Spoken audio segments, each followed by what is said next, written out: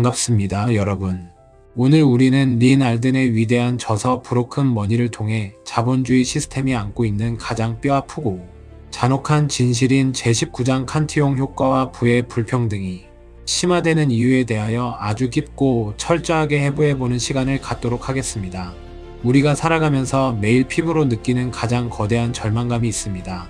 나는 매일 아침 일찍 일어나 만원 지하철을 타고 출근하며 뼈 빠지게 일하고 성실하게 저축하는데 왜 나의 삶은 제자리 걸음이거나 오히려 뒤처지는 것 같고, 거대한 자본을 굴리는 부자들은 숨만 쉬어도 재산이 기하급수적으로 불어나는 것일까 하는 근본적인 의문입니다.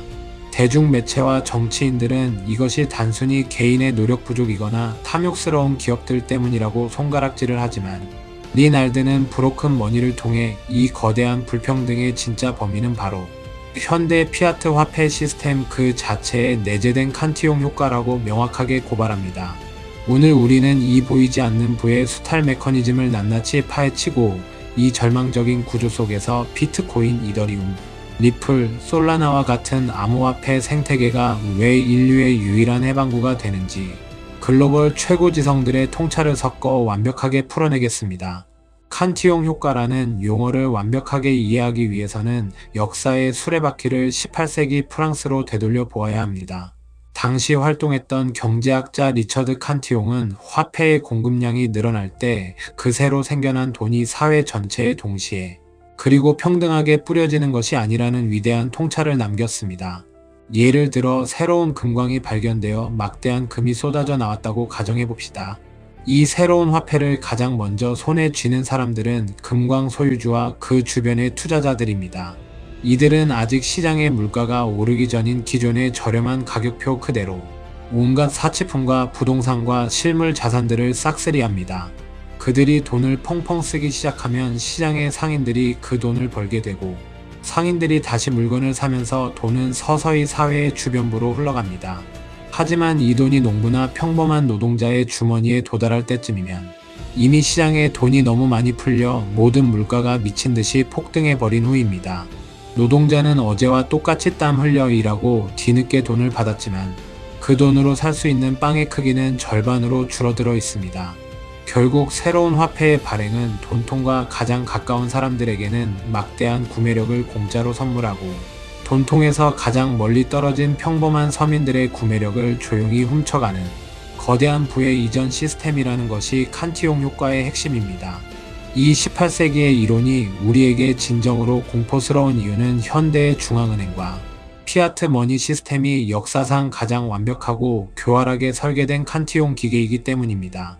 1971년 닉슨 쇼크 이후 금이라는 물리적인 제어 장치가 풀려버린 피아트 화폐 시스템에서 돈을 창조하는 권력은 오직 국가와 거대 금융기관들이 독점하게 되었습니다. 경제 위기가 닥칠 때마다 혹은 정치인들이 선거에서 표를 얻기 위해 무분별한 포퓰리즘 정책을 남발할 때마다 중앙은행은 컴퓨터 키보드 입력단 몇 번으로 수조 달러, 수백조 원의 돈을 허공에서 무에서 유로 창조해냅니다. 우리가 2008년 글로벌 금융위기와 2020년 팬데믹 사태 때 두 눈으로 똑똑히 목격했던 그 무제한 양적 완화와 돈 복사 파티가 바로 그것입니다. 그렇다면 그 어마어마한 돈은 가장 먼저 누구의 주머니로 들어갔을까요? 가난한 서민들의 통장이 아닙니다. 그 돈은 중앙은행과 직접 거래하는 1차 딜러 거대 은행들, 월스트리트의 헤지펀드들, 그리고 그들과 긴밀하게 연결된 최상위 권력자들에게 가장 먼저 제로금리라는 이름으로 거의 공짜나 다름없이 주어집니다. 이 막대한 유동성을 가장 먼저 손에 쥔 금융 엘리트들은 바보가 아닙니다. 그들은 새로 찍어낸 종이돈의 가치가 결국 인플레이션으로 녹아내릴 것을 누구보다 정확하게 알고 있습니다.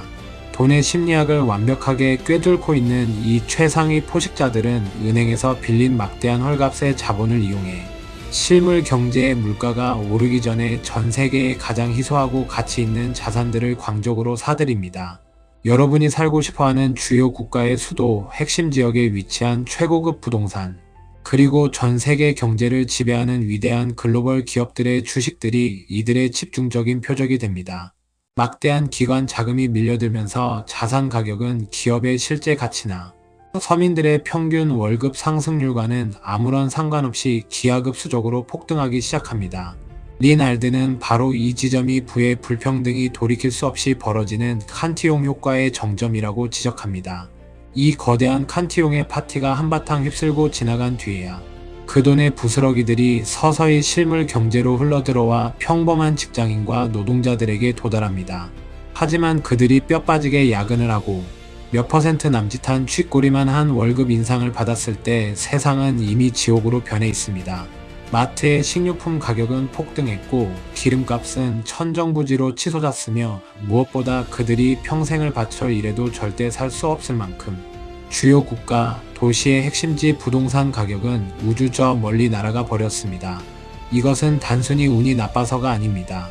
화폐 시스템 자체가 돈통과 가까운 금융 엘리트들의 불을 불려주기 위해 현금을 들고 성실하게 살아가는 서민들의 구매력을 강제로 빼앗아가는 방식으로 작동하기 때문입니다. 워런 버핏은 과거 인플레이션을 가리켜 자본주의 사회의 경제적 기반에 서식하며 피를 빠는 거대한 촌충이라고 아주 혐오스럽게 묘사했습니다. 이 보이지 않는 기생충은 칸티용 효과라는 파이프라인을 타고 서민들의 피를 빨아 거대 자본가들을 살찌우는 역할을 합니다. 이 지독한 시스템 속에서 가장 큰 피해를 보는 사람들은 바로 국가를 굳게 믿고 은행에 현금을 예치하는 성실한 저축자들입니다. 학교에서는 돈을 아껴 쓰고 저축하라고 가르치지만 칸티용 효과가 지배하는 현대 피아트 시대에 현금 저축은 자신의 경제적 생명력을 자발적으로 허공에 태워버리는 가장 어리석고 위험한 행동입니다. 세계 최대의 헤지펀드를 이끌었던 지혜의 거장 레이 달리오는 공식적인 자리에서 현금은 쓰레기다라고 주저없이 단언했습니다. 이 짧고 과격해 보이기까지 하는 문장 안에는 정부가 권력을 이용해 마음대로 무한정 찍어내고 매일 그 가치를 폭락시킬 수 있는 종이 쪼가리를 진정한 안전자산이라고 믿는 것이 얼마나 참혹한 결과를 낳는지에 대한 무서운 경고가 담겨 있습니다. 물가가 매년 치솟고 실질 금리가 마이너스인 세상에서는 엄청난 빚을 내어 레버리지를 일으켜 핵심 자산을 사재기 하는 사람만이 승리자가 되고 땀 흘려 저축하는 사람은 벼락거지가 되는 병든 사회가 도래합니다. 리날드는 이 병든 화폐 시스템이 근로의욕을 상실시키고 사람들을 한탕주의 도박판으로 내몰아 결국 사회의 도덕과 근간을 완전히 파괴한다고 통탄합니다. 바로 이 무자비한 칸티용 효과의 착취로부터 인류를 해방시키기 위해 등장한 가장 위대한 발명품이 사토시 나카모토의 비트코인입니다. 우리가 건전한 화폐의 본질을 다루는 비트코인 스탠다드의 철학을 깊이 이해한다면 비트코인이 왜 현대 금융의 가장 완벽한 해독제인지 깨달을 수 있습니다. 비트코인은 칸티용 효과가 존재할 수 없는 완벽하게 공정하고 평등한 시스템입니다.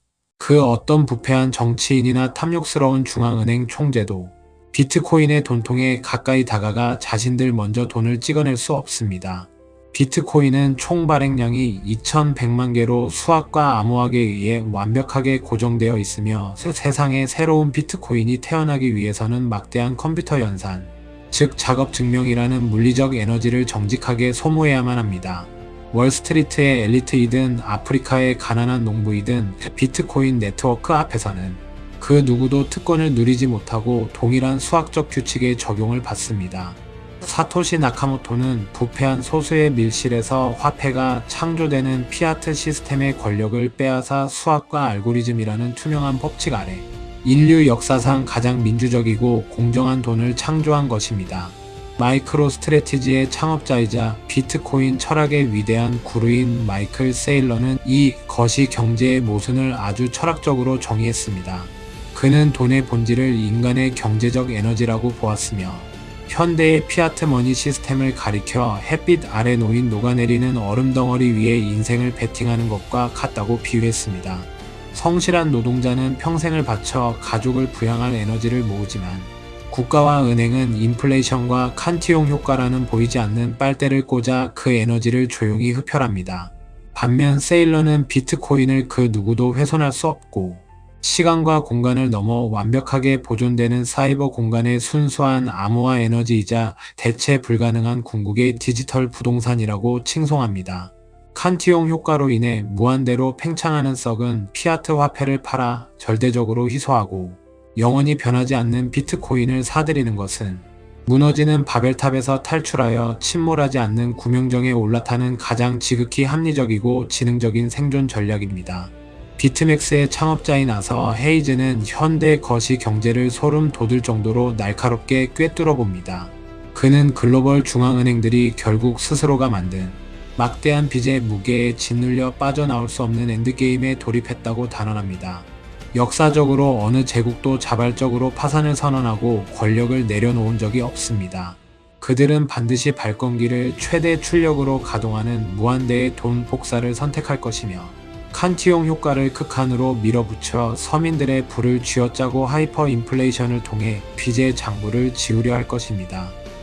헤이즈는 정부가 금리를 조작하고 화폐 타락이 일상화되는 다가올 잔혹한 시대에는 오직 비트코인만이 국가의 억압적인 재산, 몰수와 보이지 않는 세금으로부터 개인의 부를 온전히 지켜낼 수 있는 유일한 노아의 방주라고 강력하게 역설합니다. 그가 피아트 시스템을 수학적 알고리즘이 짜여있는 악마적인 폰지 사기라고 지적하는 이유도 결국 그 피라미드의 꼭대기에는 칸티용 효과를 누리는 기득권이 있고 밑바닥에는 가치가 증발하는 현금을 들고 있는 서민들이 있기 때문입니다. 린 알든의 예리한 분석을 이더리움과 탈중앙화 금융, 즉 디파이 생태계 전반으로 확장해보면 이 기술적 혁명이 가지는 사회적 의미는 한층 더 파괴적이고 깊어집니다. 이더리움의 창시자 비탈릭 부테린은 소수의 탐욕스러운 금융 엘리트들이 밀실에 모여 임의로 이자율을 결정하고 서민들의 자본 흐름을 통제하며 그 과정에서 발생하는 칸티용 이익을 독식하는 낡고 부패한 시스템을 근본적으로 폭파시키고자 스마트 컨트랙트라는 혁신적인 개념을 실물 경제에 이식했습니다. 전통 금융에서는 대출을 받거나 예금을 할 때 항상 중간 착취자인 은행이 엄청난 마진을 챙기며 시스템의 승리자가 되지만 이더리움의 블록체인 위에서 영구적으로 작동하는 디파이 시스템은 근본적으로 다릅니다. 이곳에서는 시장 참여자들의 순수한 수요와 공급이라는 절대적인 자연 법칙에 의해 대출과 예치의 이자율이 투명한 수학적 코드로 실시간 결정됩니다. 정치인들의 표심을 의식한 포퓰리즘이나 부실은행을 살리기 위한 구제 금융 그리고 권력자들에게 헐값에 돈을 몰아주는 칸티용의 불평등이 개입할 아주 작은 틈조차 허용되지 않습니다. 사용자는 은행이라는 중간 약탈자 없이 자신의 자산을 암호학적으로 온전히 통제하면서 진정한 의미의 금융 민주주의를 누릴 수 있습니다. 나아가 리플이나 솔라나 같은 위대한 혁신 프로젝트들 역시 이 칸티용 효과가 낳은 비효율과 독점을 무너뜨리는 강력한 무기입니다. 국가 단위의 거대한 은행들은 국제 결제망인 스위프트를 독점하며 송금 수수료와 환치기를 통해 막대한 지대의 추구 이익을 누려왔습니다. 이건 역시 돈의 흐름 길목을 장악한 자들이 누리는 금융 기득권의 상징입니다. 하지만 리플은 블록체인을 통한 즉각적인 가치 전송망을 구축하여 이 부도덕한 수수료 장벽을 허물어버리고 솔라나는 압도적인 처리 속도와 거의 공짜에 가까운 수수료를 통해 전 세계 누구라도 소외되지 않고 참여할 수 있는 거대한 글로벌 금융 상태 기계를 완성해 나가고 있습니다. 이 암호화폐 생태계가 팽창할수록 전통 금융 엘리트들이 칸티용 효과를 통해 독점해 오던 부의 파이프라인은 해체되고 그 혜택은 전 세계의 평범한 개인들에게 온전히 돌려지게 됩니다. 월스트리트의 전설적인 투자 거장 폴 튜더 존스와 스탠리 드러켄밀러는 자산시장을 지배하는 거시적 흐름을 읽지 못하고 역행하는 자는 평생을 가난 속에 고생한다고 뼈있는 조언을 남겼습니다. 그들이 글로벌 인플레이션 시대에 가장 빠르고 강력한 말에 올라타야 한다며 비트코인을 포트폴리오에 전격 편입한 이유도 바로 이 화폐 시스템의 근본적인 타락과 칸티용 효과의 가속화를 정확히 읽었기 때문입니다. 투자 철학의 거목 찰리 몽고가 생전에 평범한 군중을 무비판적으로 따라가는 것은 참혹한 실패를 의미한다고 경고했듯이 국가가 주입한 현금 저축이라는 환상에 갇혀 칸티용 효과의 영원한 피해자로 남는 것은 스스로를 파멸로 몰아넣는 비극입니다. 아크인베스트의 캐시 우드나 테슬라의 일론 머스크 같은 혁신 기업가들은 훌륭한 기술 혁신이 로봇 인공지능 자율주행을 통해 생산 비용을 극단적으로 낮추는 구조적 디플레이션을 가져와야 한다고 주장합니다. 텔레비전이나 컴퓨터 가격이 점점 싸지듯 모든 생활 물가가 기술 발전으로 인해 낮아지고 서민들의 삶이 풍요로워지는 것이 자본주의의 정상적인 발전 과정입니다. 하지만 부채의 늪에 빠진 중앙은행과 정부는 자신들의 빚을 녹여버리고 칸티용 수혜자들의 자산 거품이 무너지는 것을 막기 위해 기술 혁신이 주는 축복마저 덮어버릴 만큼 엄청난 양의 돈을 무한대로 찍어내어 억지로 살인적인 인플레이션을 만들어냅니다. 혁신의 과실을 대중이 누리지 못하고 기득권의 부를 유지하는 데 모두 탕진당하고 있는 이 기형적인 현실을 우리는 직시해야 합니다. 세계적인 거시 경제 분석가 라울 팔은 모든 것이 기하급수적으로 팽창하는 이 시대를 맞이하여 칸티용 효과가 지배하는 낡은 피아트 시스템에 남겨진 자들은 후에 붕괴를 온몸으로 맞아야 하지만 비트코인과 스마트 컨트랙트 플랫폼이라는 새로운 디지털 영토를 선점한 자들은 기하급수적 부를 쟁취하게 될 것이라고 역설합니다. 우리는 지금 인류 역사상 가장 거대한 부의 대이동이 일어나는 변곡점의 한가운데 서 있습니다. 피아트 머니의 끝없는 타락 속에서 거대한 자본가들은 남몰래 자산과 2100만 개의 절대적 희소성을 가진 비트코인으로 자신들의 부를 미친 듯이 이주시키고 있습니다. 린 알든이 이 책 제19장을 통해 우리에게 던지는 날 선 메시지는 단순한 상아탑 속의 경제 분석을 넘어선 절박한 생존의 지침서이자 행동을 촉구하는 횃불입니다. 국가가 자신들의 방만한 부채를 탕감받고 금융 엘리트들을 구제하기 위해 여러분의 지갑에서 구매력을 훔쳐가는 이 거대한 약탈의 시대. 칸티용 효과가 여러분의 피같은 노동의 가치를 매일 갉아먹는 이 끔찍한 시대에 더 이상 순진하게 현금을 들고 정부의 물가 안정 약속을 믿는 어리석음을 범하지 마십시오.